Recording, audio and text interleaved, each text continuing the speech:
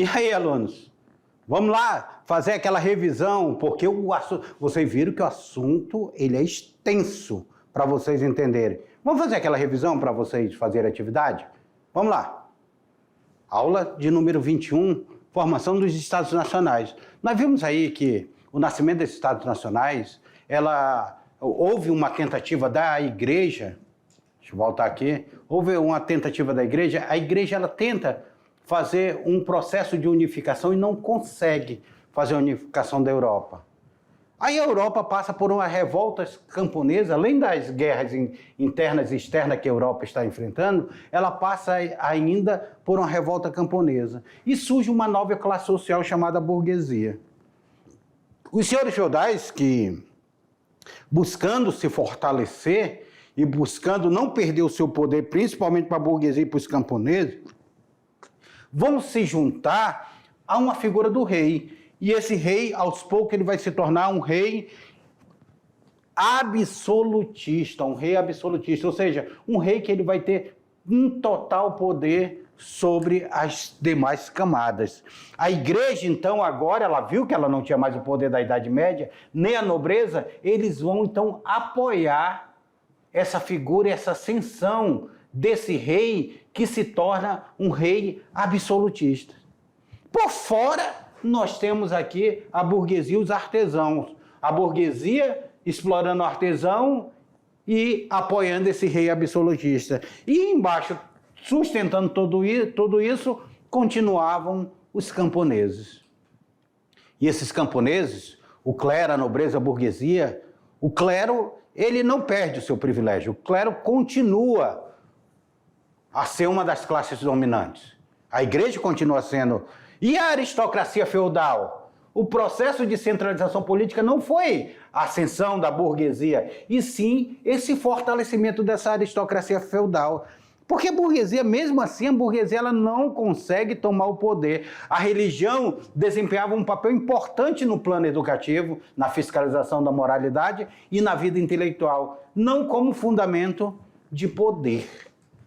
E aí nós nos deparamos com essas monarquias espalhadas para a Europa. Nós vimos que Portugal se torna um dos primeiros países da Europa a consolidar essa monarquia. A monarquia também na Espanha, nós vamos ver com a ascensão e com a união de Fernando de Aragão e Isabel, que era do reino de Leão e Castela.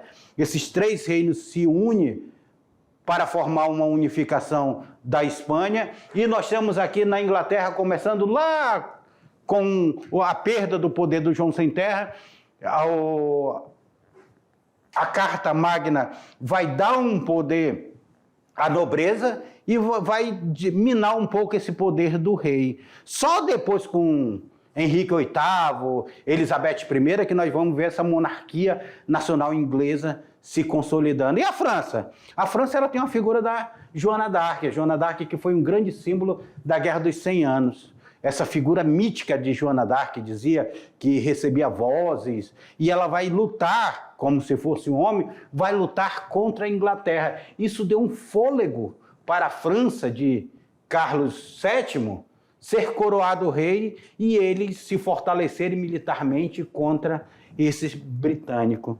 Então, esse é o processo de transição. E eu quero chamar a atenção para vocês sobre essa classe social, a burguesia. A burguesia, por mais que ela tenha se tornado um poder aquisitivo forte, ela não é uma classe dominante. A aristocracia ela não dá espaço para a burguesia se tornar uma classe dominante. A aristocracia ela permanece no poder, permanece junto aos reis. Sabe quando é que a burguesia vai tomar o poder para si, tanto a pequena quanto a alta burguesia toma o poder para si? Vocês sabem quando é que isso acontece? Na Revolução Francesa, quando eles vão derrubar o rei, vão derrubar a monarquia absolutista e nós vamos ter a transição da Idade Moderna para a Idade Contemporânea. Faça atividade que eu já volto com vocês.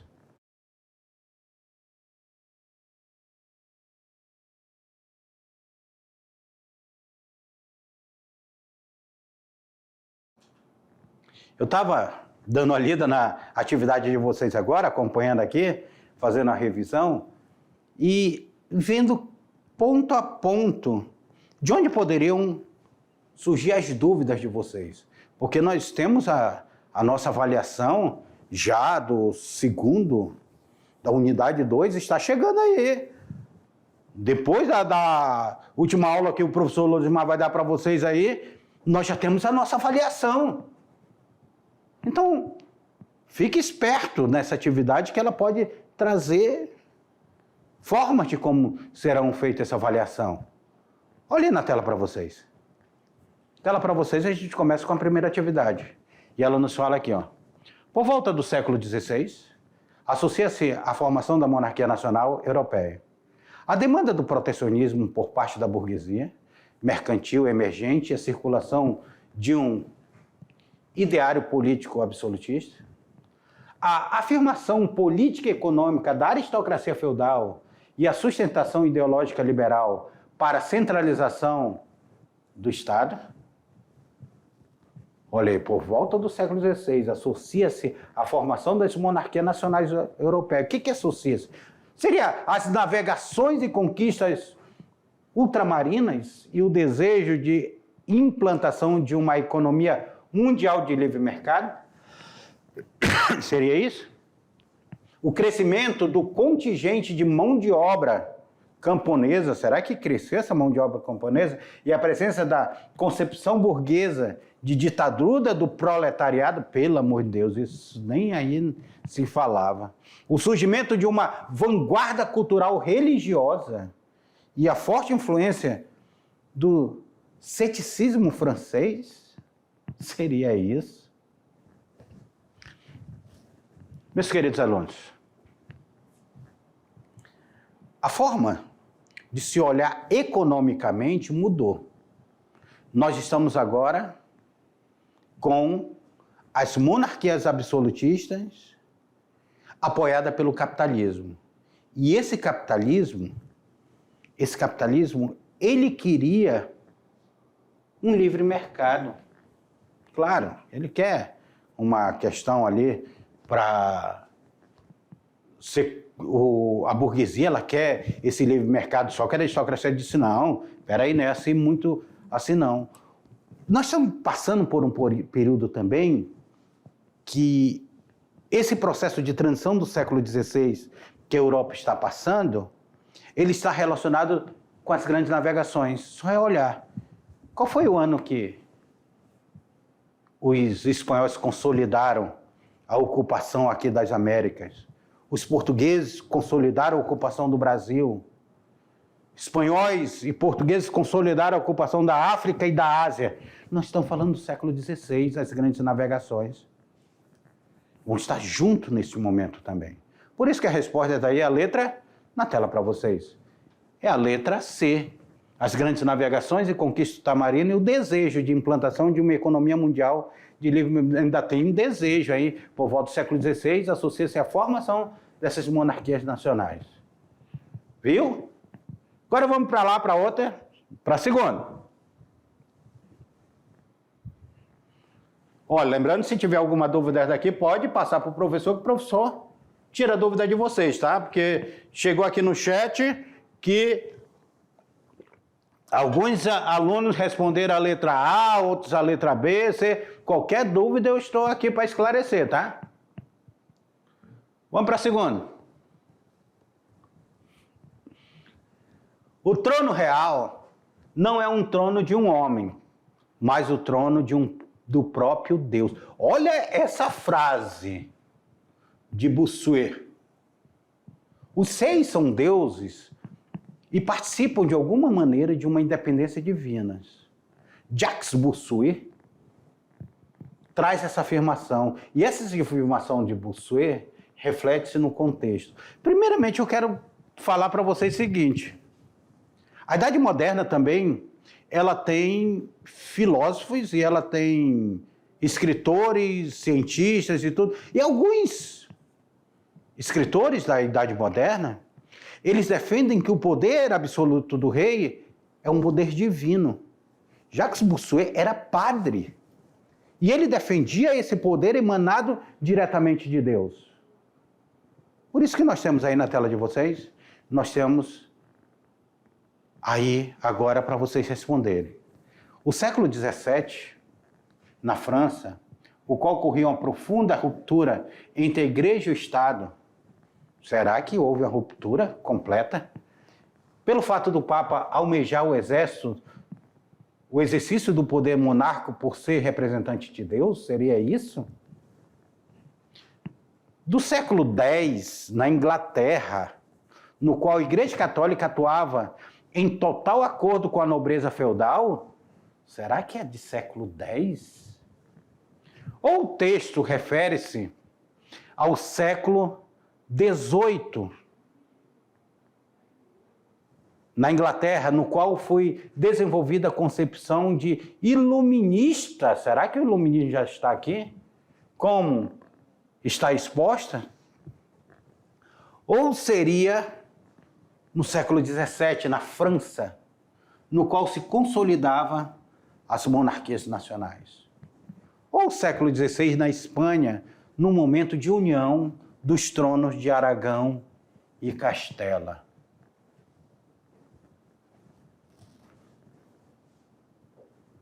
Bossuet. Olha o nome. Jacques Bossuet.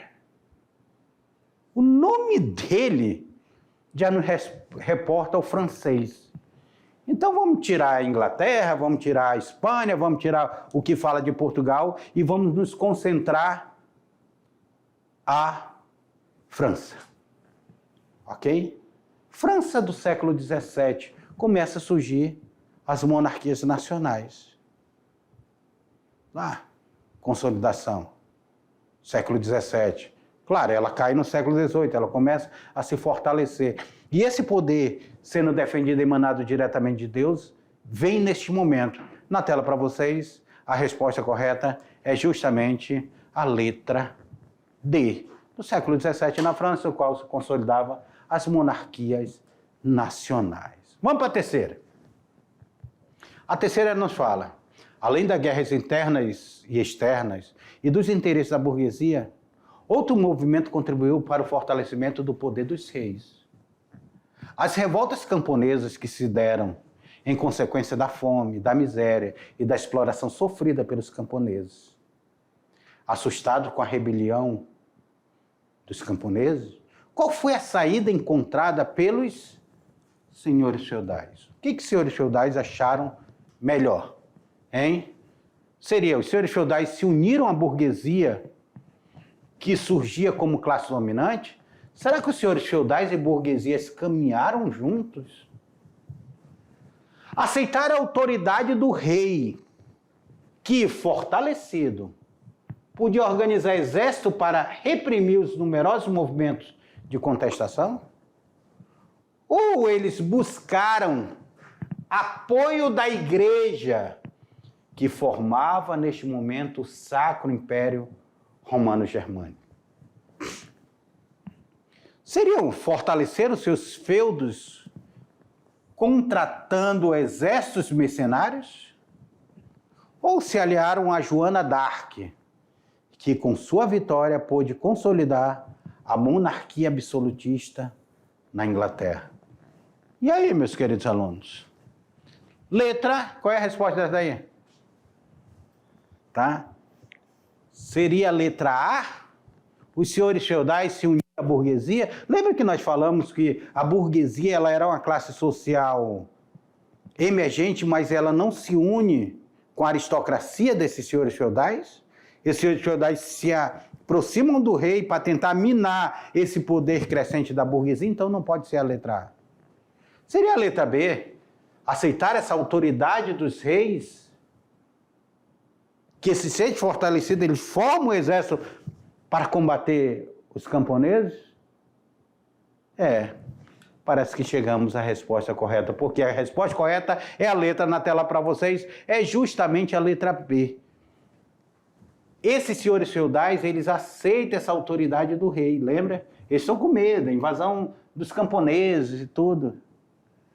Esses reis fortalecidos começam a organizar exército para reprimir os numerosos movimentos de contestação dos camponeses. Eles vão para cima dos camponeses, vão dizimar comunidades inteiras camponesas. Agora vamos para o Enem. Vamos para o número 4 aí. A 4 ela traz um texto de Gabalda e Baulieu. O texto ele fala assim, ó, quando Joana d'Arc chegou, a 29 de abril de 1429, os habitantes da cidade estavam prestes a capitular, pois os ingleses tinham se apoderado das fortalezas e dos castelos que rodeavam Orleans. Em 4 de maio, Joana, com os seus soldados, tomou o primeiro castelo. Na manhã de 8 de maio, a donzela verificou que os ingleses haviam abandonado os outros castelos. Orleans estava libertada e os seus habitantes aclamaram em delírio Joana d'Arc, que se sentia feliz por ter cumprido a promessa feita ao seu rei. Tendo o trecho anterior com base, assinale a alternativa correta. Vamos lá, lemos o texto de Joana d'Arc. O nacionalismo emergente, reforçado pelo significado deste feito, foi capitalizado pelos reis da dinastia Valois para consolidar a monarquia francesa? Foi isso? A tomada de Orleans define o fim da Guerra dos 100 Anos,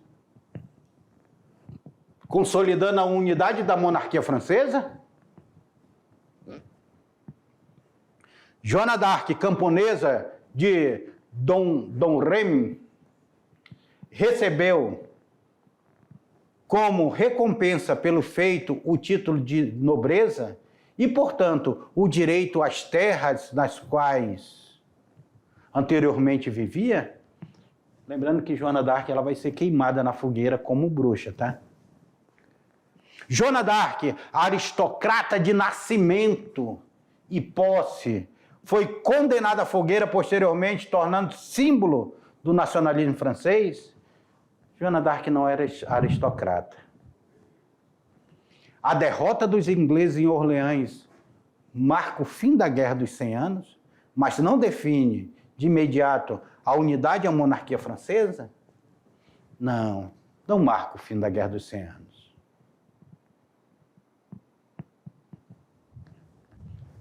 Pessoal, a França vai pegar esse poder que Joana d'Arc trouxe,